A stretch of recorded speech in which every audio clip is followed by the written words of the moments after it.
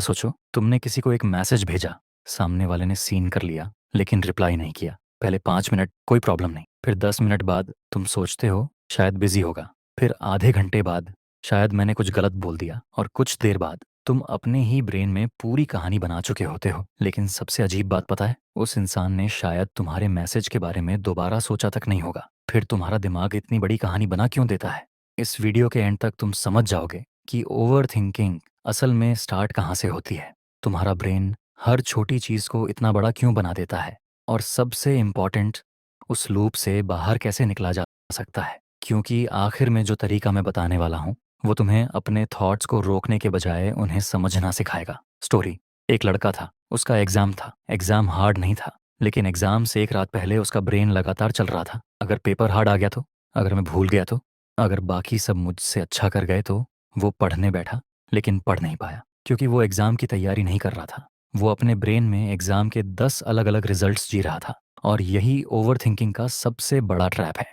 तुम प्रॉब्लम को सॉल्व नहीं कर रहे होते, तुम उसकी पॉसिबिलिटीज को बार बार एक्सपीरियंस कर रहे होते हो। पॉइंट एक, ब्रेन को अनसर्टेनिटी पसंद नहीं। तुम्हारा ब्रेन हर सिचुएशन का आंसर चाहता है। अगर कोई तुम्हें रिप्लाई नहीं करता तो तुम्हारा ब्रेन खाली जगह छोड़ना पसंद नहीं करता। वो खुद स्टोरी बना देता है। शायद वो नाराज है, शायद उसे मैं पसंद नहीं, शायद मैंने कुछ गलत किया। लेकिन ध्यान देना, पॉसिबिलिटी और रियलिटी एक चीज नहीं है। सिर्फ इसलिए कि तुम्हारे ब्रेन ने कोई कहानी बनाई है, इसका मतलब ये नहीं कि वो सच है। और यहीं से ओवरथिंकिंग का दूसरा लेवल स्टार्ट होता है, जब तुम्हारा ब्रेन एक थॉट को बार बार रिपीट करता है। पॉइंट दो, एक थॉट बार बार आने से सच नहीं बन जाता। मान लो तुम्हारे ब्रेन में आता है, मैं शायद लोगों के सामने अच्छा नहीं बोल पाता। पहली बार ये सिर्फ एक थॉट था, लेकिन तुम इसे 10 बार सोचते हो, 20 बार सोचते हो, फिर वही थॉट तुम्हें अपनी पर्सनैलिटी का हिस्सा लगने लगता है, और धीरे धीरे तुम कोशिश करना ही छोड़ देते हो। यही प्रॉब्लम है। थॉट तुम्हारी आइडेंटिटी नहीं है। तुम्हारा ब्रेन जो बोल रहा है, तुम्हें हर बार उस पर विश्वास करना जरूरी नहीं। रियल लाइफ एग्जाम्पल इमेजिन करो। तुम क्लास में बैठे हो, टीचर ने क्वेश्चन पूछा, आंसर तुम्हें पता है, लेकिन ब्रेन बोलता है अगर गलत हुआ तो। तुम हाथ नहीं उठाते। अगले दिन फिर वही होता है, फिर तुम हाथ नहीं उठाते। कुछ समय बाद तुम खुद के बारे में बिलीव करने लगते हो, मैं लोगों के सामने बोल ही नहीं सकता। लेकिन सच क्या था?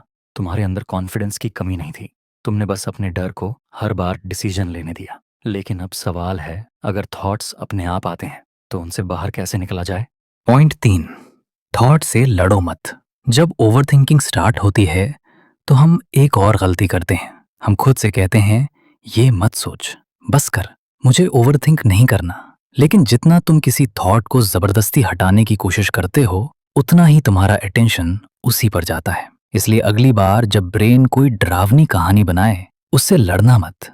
बस पूछना, क्या मेरे पास इसका कोई एविडेंस है? बस। अगर आंसर है नहीं, तो तुम्हें उस थॉट को फैक्ट मानने की जरूरत नहीं। पॉइंट 4, अपने ब्रेन को एक काम दो।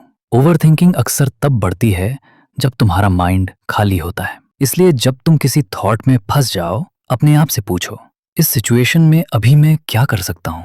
अगर एग्जाम का डर है तो पढ़ो। अगर किसी से बात करनी है तो सही समय पर बात करो। अगर कोई प्रॉब्लम तुम्हारे कंट्रोल में नहीं है तो उसके बारे में बार बार सोचने से कुछ बदलने वाला नहीं है। यानी थॉट को एक्शन में बदलो या उसे जाने दो।